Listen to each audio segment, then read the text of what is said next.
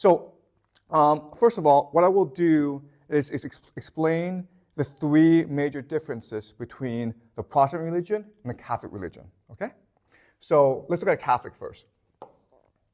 In many ways, the Protestant religion is a response to the problems created by the Catholic religion, okay? So there are three main characteristics about the Catholic religion. The first is the idea of orthodoxy or dogma, okay? So there's a set of beliefs in the Catholic religion that you must memorize. You're not allowed to question it.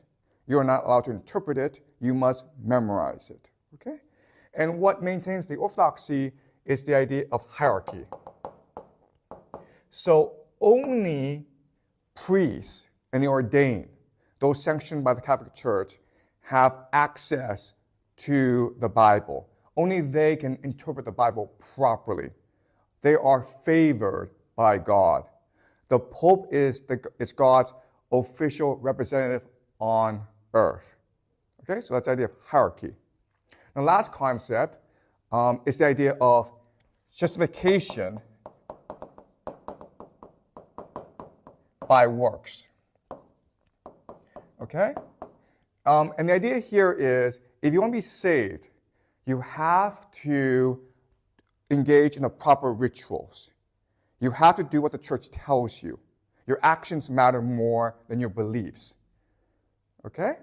Now, as we discussed in previous classes, these three main concepts that underpin the Catholic Church, they will create problems. Okay? So justification by works, it creates a problem of hypocrisy. All right? And the idea here is, it'd be nice if you believed in God. It'd be nice if you believed in what you were doing, but you don't have to, okay? As long as you do what you're told, you can still go to heaven, okay? It creates the idea of hypocrisy, and obviously, there are a lot of people who are opposed to this, all right? Hierarchy creates a problem of corruption. There's no real mechanism to prevent the priests from abusing their powers, and as we discussed last week, the priests do engage in a lot of corruption and abuses, okay? And the problem of orthodoxy is it creates disconnection, right? And the idea here is that ever since the dawn of human history, we humans are fundamentally religious. Our first and foremost need is to connect with God, to be with God, to work with God, and to access God, okay? And because of these three problems, disconnection, corruption, hypocrisy, there's always been dissent, there's always been rebellion against the Catholic Church in Europe. Remember last week we discussed the Cathars, the Waldensians, all right? So this has been an ongoing issue in the Catholic Church. So the Protestant religion was developed in response to these problems, okay? So let's look at the three major responses of the Protestant religion. Okay? The first response to orthodoxy is direct access. You don't need the priest to tell you what the Bible means. You can just read it by yourself. In fact, God wills that you talk to him directly by reading the Bible, okay? If that is the case, then the church must be fundamentally egalitarian. Because if everyone can access God, then everyone is equal in the eyes of God. But the fundamental demand now is justification by faith. You have to truly believe in God. You must develop your life around this faith in God, okay? So, on one hand, the Protestant religion is solving a lot of problems created by the church. But on the other hand, it's also creating a lot of problems as well, okay? So let's go very quickly over some of the major problems. If it's justification by faith, it creates a problem of anxiety. Why? Because how do you know you truly believe in God? Does that make sense? How do you really know you have faith? You have to constantly prove to yourself that you truly believe in God through actions, through works. Okay? You have to erase doubt in your mind. And this makes you anxious. It makes you antic, okay?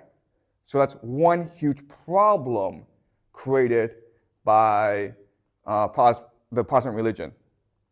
The second big problem is a problem of diversity.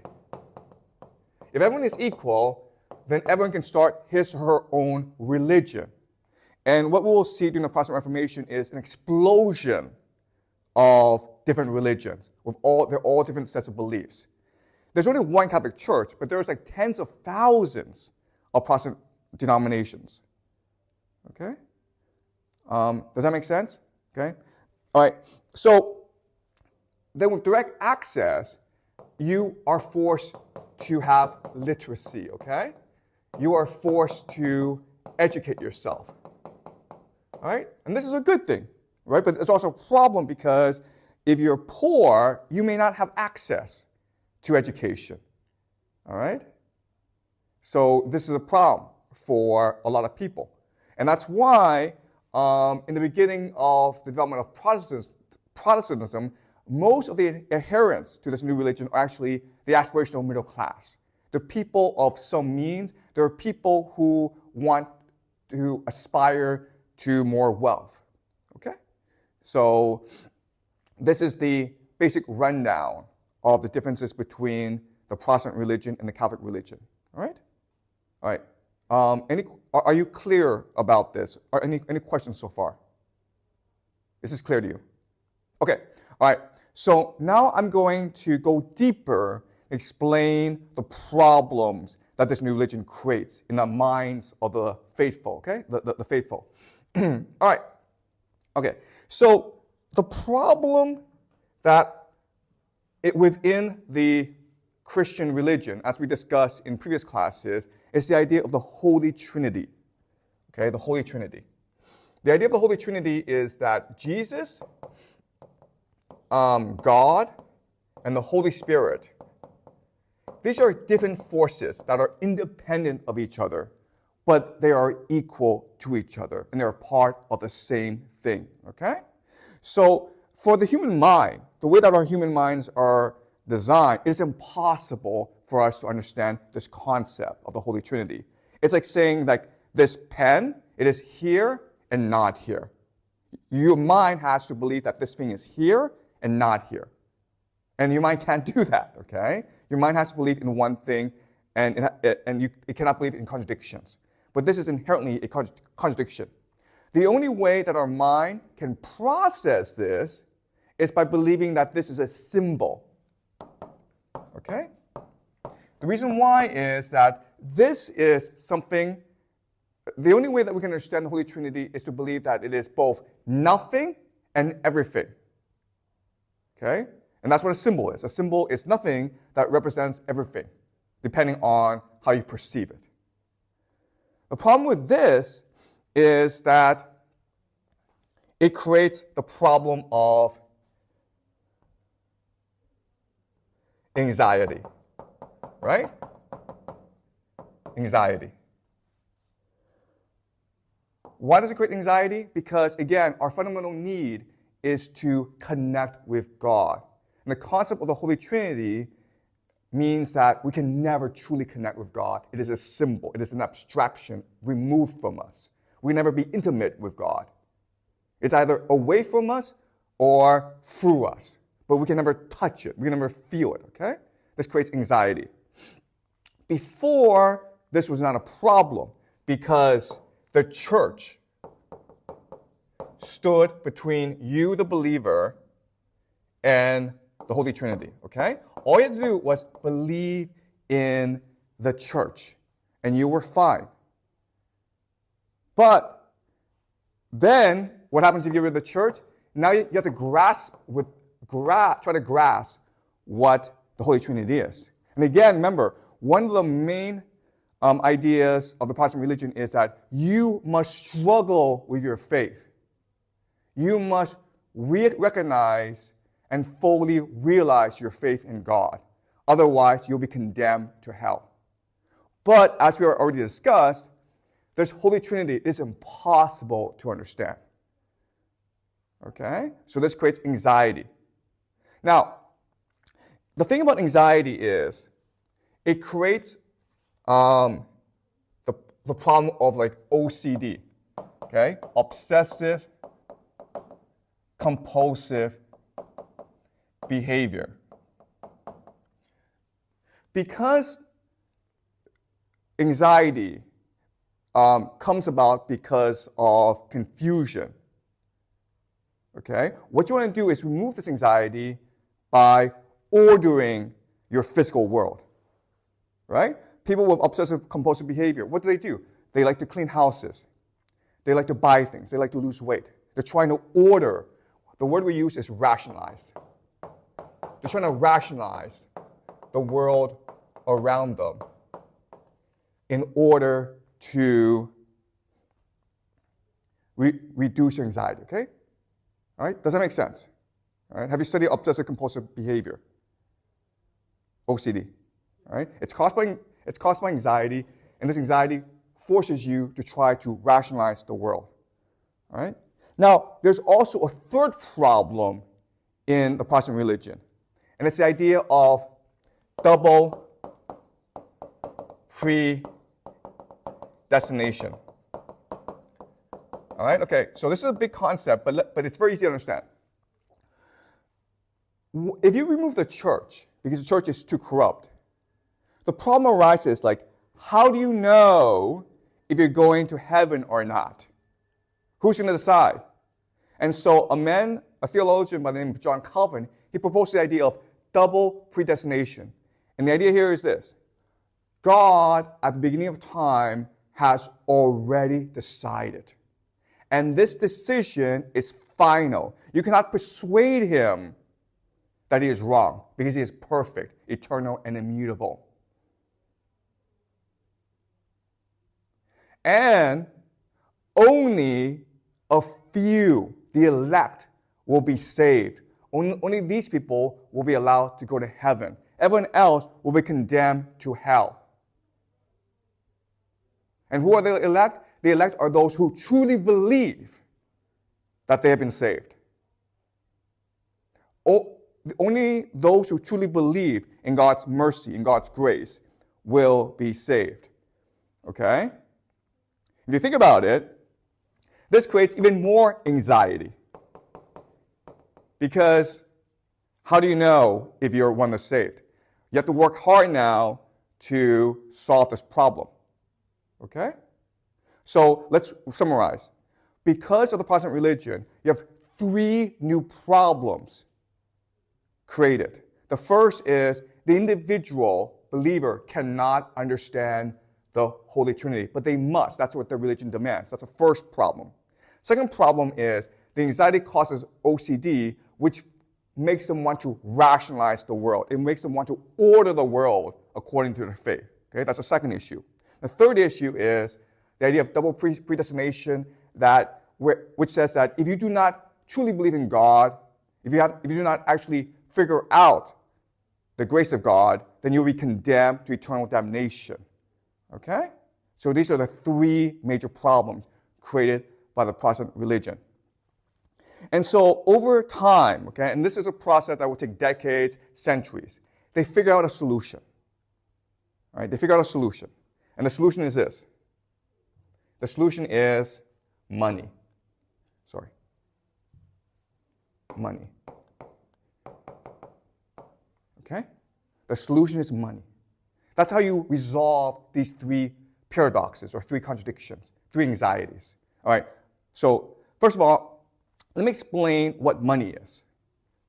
Okay? Money. All right. So in the world, we are all different. We have different perspectives. Okay?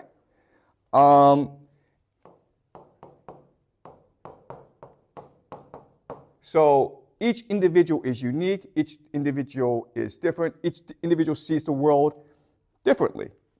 And this creates confusion. This creates problems, okay? If I ask you why you're in school, you might say, oh, I'm here to learn mathematics. I might ask someone else, like, oh, I want to go to America for college. Another person might be like, I want to learn, okay? Each person is different, okay? But what happens is this.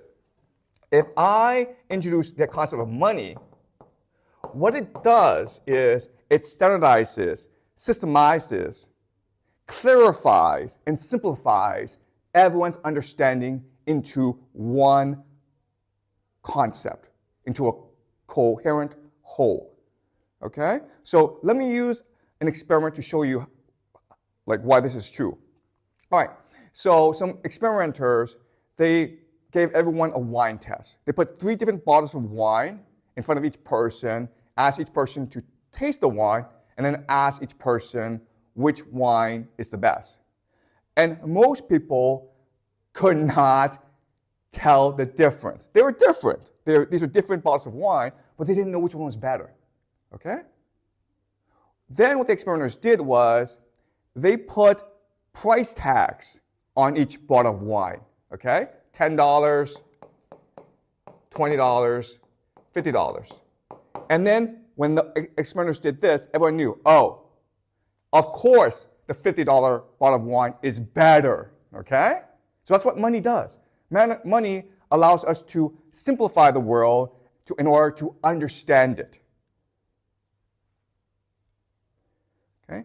So all our beliefs, all our values, our judgment now is placed into this one symbol, money. But then what happens is we then take this money and we reshape the world according to money. Okay, does that make sense? Now I ask you, why are you going to school? Everyone's like, to make money in the future. Everyone agrees on this. Okay? So that's what money is. Money is a system to standardize everyone's thought. And then once the standardization happens, it reshapes reality into a rational order. Okay, does that make sense? All right? Okay, so let's go back. Okay, now that we understand what money is, we can now explain how money reduces the paradoxes, right? Money is a way for people to rationalize the world.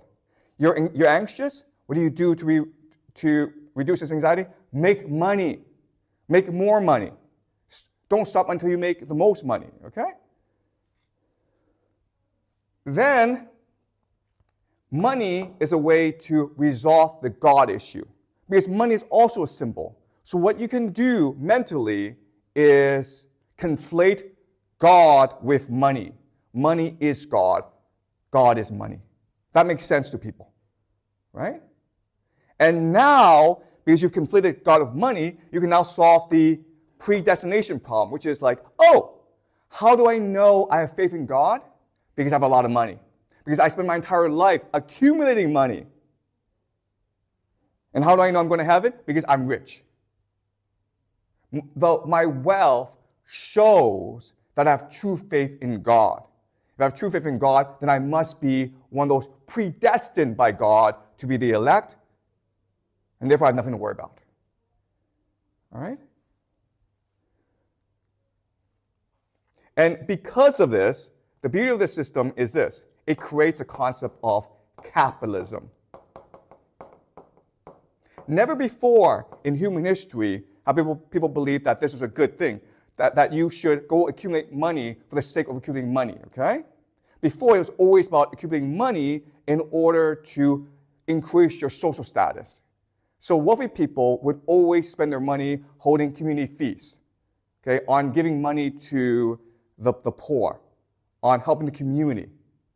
So remember Julius Caesar, when he died, he was the wealthiest man in the world, but he gave a third of his money to the poor people of Rome. He gave a third of his money to building parks for Rome. Okay, and the final third went to his adopted here, Octavian, okay? All right? But now, what's important is that you try to accumulate as much money as possible. Don't waste it, because if you waste it, it's corruption. It shows you lack the faith in God. All right? And that's why we have capitalism, because of the anxiety created by the Protestant Reformation. All right? And again, this is a process that will take centuries. It doesn't happen right away, okay? But it's a process that takes centuries, and it's a process that will define the world we live in today. Okay? Even though today, most people are actually not Protestant, most people do not believe in double predestination, most people don't really understand the Holy Trinity, most people don't want to rationalize the world, we have absorbed this mentality. Okay? We believe that we should accumulate money for the sake of accumulating money. That's why we worship people like Jack Ma, Elon Musk, Jeff Bezos. Even though if you think about it, they've just accumulated a symbol, right? The money is actually nothing. But we worship them because we believe that money is reality itself. All right? That's what capitalism is. Capitalism is the belief that money is reality in itself.